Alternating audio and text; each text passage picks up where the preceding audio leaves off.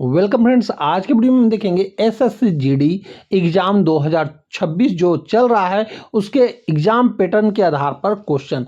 दोस्तों, इस सेट में हमारे द्वारा 20 क्वेश्चन लाए गए हैं जो कि आपके सेट के आधार पर है। तो चलिए मैं इस वीडियो को शुरू करता हूं। आज का हमारा पहला प्रश्न है, सती प्रथा को गैर कानूनी घोषित करने वाला गवर्नर जनरल कौन थे? तो दोस्तों, यह थे लॉर्ड विलियम बेंटिंक। दोस्तों, आप भी हमारे साथ आंसर करते चले और वीडियो के अंत में जरूर बताएं कि आपके कितने प्रश्न सही हो रहे हैं। और दोस्तों, यदि आपको हमारा पहले वाला सेट 100 क्वेश्चन का सेट आपको चाहिए तो आप हमें कमेंट करें कि यस सर 100 क्वेश्चन का क्वेश्चन आप सेट लेकर आएं ताकि आप कम समय में ज़्यादा प्रश्न देख सकें। यदि हाँ तो यस कमेंट करेंगे। और इस प्रश्न से रिलेटेड व्याख्या आप देखेंगे कि 1829 में राजा राम मोहन राय के प्रयासों से लॉर्ड विलियम बेंटिंक ने सती प्रथा निषेध अधिनियम पारित किया था। बेंटिंक भारत के पहले गवर्नर जनरल भी थे, ये आपको याद रखना है। हमारा अगला प्रश्न है, भारतीय संविधान की किस अनुसूची में राज्यसभा की सीटों का आवंटन दिया जाता है? तो दोस्तों, यह दिया जाता है चौथी अनुसूची के अंतर्गत। इस प्रश्न का आप व्याख्या देखेंगे कि 7वीं अनुसूची में केंद्र और राज्य के बीच शक्तियों का बंटवारा होता है।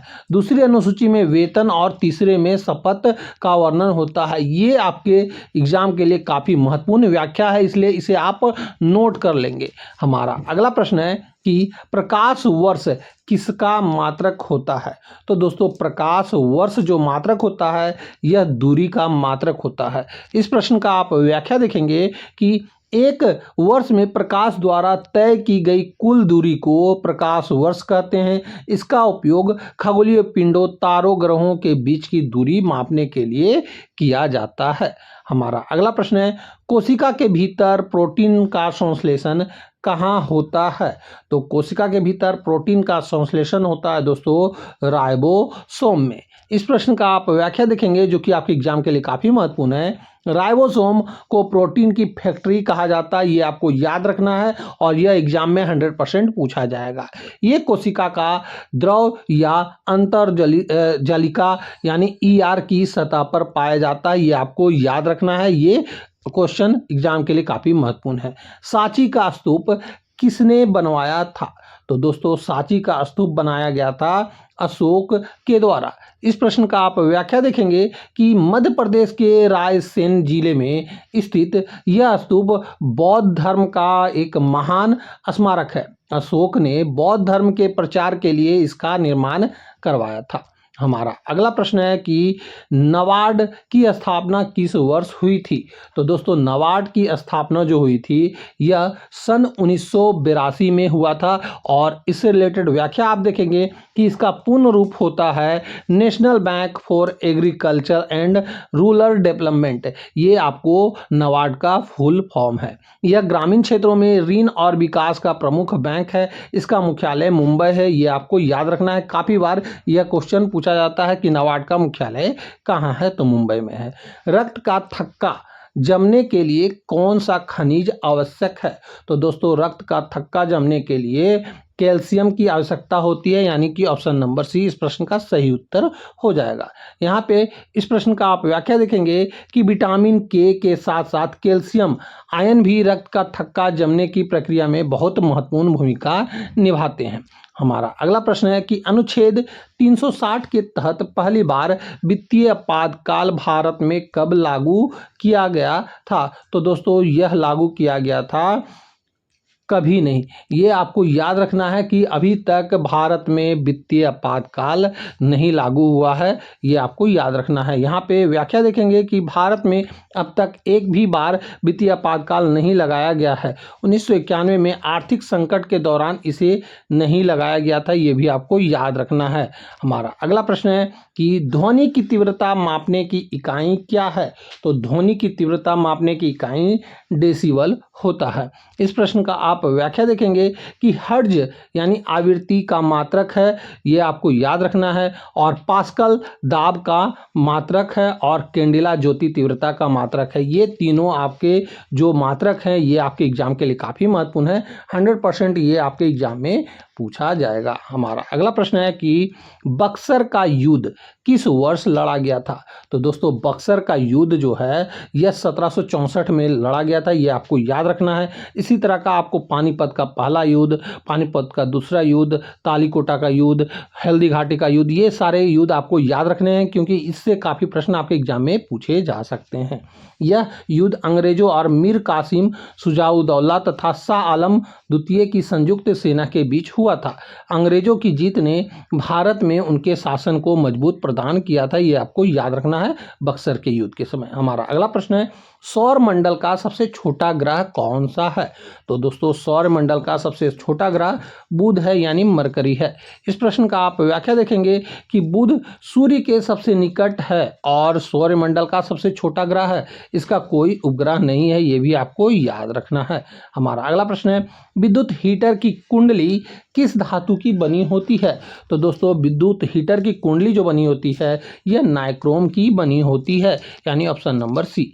इस प्रश्न का आप व्याख्या देखेंगे नाइक्रोम जो मिश्रण है यह निकेल और क्रोमियम का गलनांक और प्रतिरोध बहुत उच्च होता है, जिससे यह बिना पिघले अत्यधिक गर्मी पैदा कर सकता है। हमारा अगला प्रश्न है कि भांखड़ा किस राज्य का प्रसिद्ध लोक नृत्य है? तो भांगड़ा जो है दोस्तों यह प्रसिद्ध लोक नृत्य है पंजाब का। इस प्रश्न का आप व्याख्या देखेंगे कि भांगड़ा जो है मुख्य रूप से पुरुषों द्वारा और गिद्धा महिलाओं द्वारा पंजाब में वैसाखी के अवसर पर किया जाता है। दोस्तों नृत्य से आपके एग्जाम में 2 क्वेश्चन पूछे जा रहे हैं, इसलिए नृत्य को आपको अच्छे से देख के जाना है। हमारा अगला प्रश्न है राज्य के नीति निर्देशक तत्व किस देश के संविधान से लिए गए हैं? तो दोस्तों यह लिया गया है आयरलैंड के संविधान से। इस प्रश्न का आप व्याख्या देखेंगे कि संविधान के भाग 4 यानी अनुच्छेद 36 से 51 में इनका वर्णन है, ये न्यायालय द्वारा परिवर्तनीय नहीं है, ये भी आपको याद रखना है। नीति निर्देशक तत्व जो है न्यायालय में परिवर्तनीय नहीं होते हैं। हमारा अगला प्रश्न है पेस मेकर का संबंध शरीर के किस अंग से है? तो दोस्तों इसका संबंध जो है हृदय के से है, ये आपको याद रखना है। यह हृदय की गति को मापता है। पेसमेकर का उपयोग हृदय की धड़कन को नियंत्रित और नियमित करने के लिए किया जाता है। हमारा अगला प्रश्न है कि गुलाबी शहर यानी जयपुर की स्थापना किसने की थी?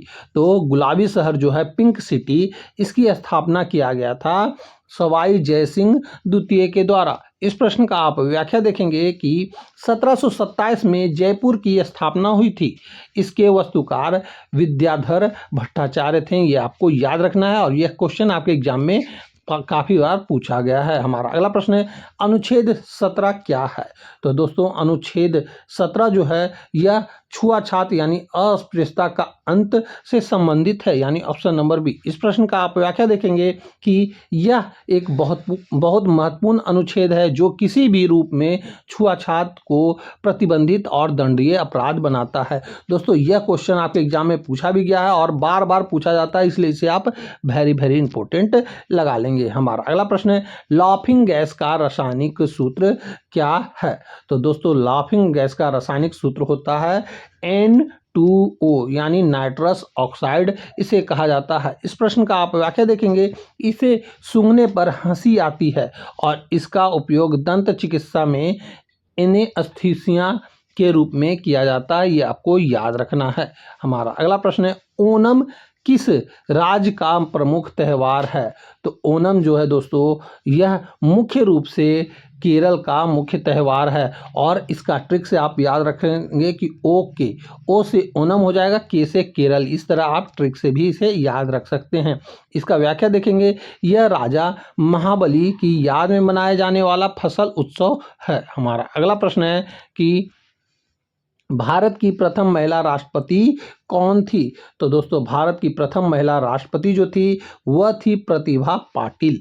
इस प्रश्न का आप व्याख्या देखेंगे कि द्रौपदी मुर्मू भारत की पहली आदिवासी महिला राष्ट्रपति और दूसरी महिला राष्ट्रपति है, ये आपको याद रखना है। तो दोस्तों ये थे एसएससी जीडी के जो एग्जाम में पूछे जा रहे हैं सवाल, उनसे रिलेटेड प्रश्न, और ये सेट आपके एग्जाम के लिए काफ़ी महत्वपूर्ण है, इसलिए जितना हो सके इस वीडियो को अपने दोस्तों में शेयर करें और साथ ही साथ इस वीडियो को लाइक भी करते चलें। और यदि आपको 100 क्वेश्चन का सेट चाहिए तो आप हमें कमेंट करेंगे यस। तो दोस्तों मैं यहीं पे इस वीडियो को समाप्त करता हूं। अब मैं मिलूंगा आपसे अगली वीडियो में, तब तक के लिए जय हिंद, वंदे मातरम।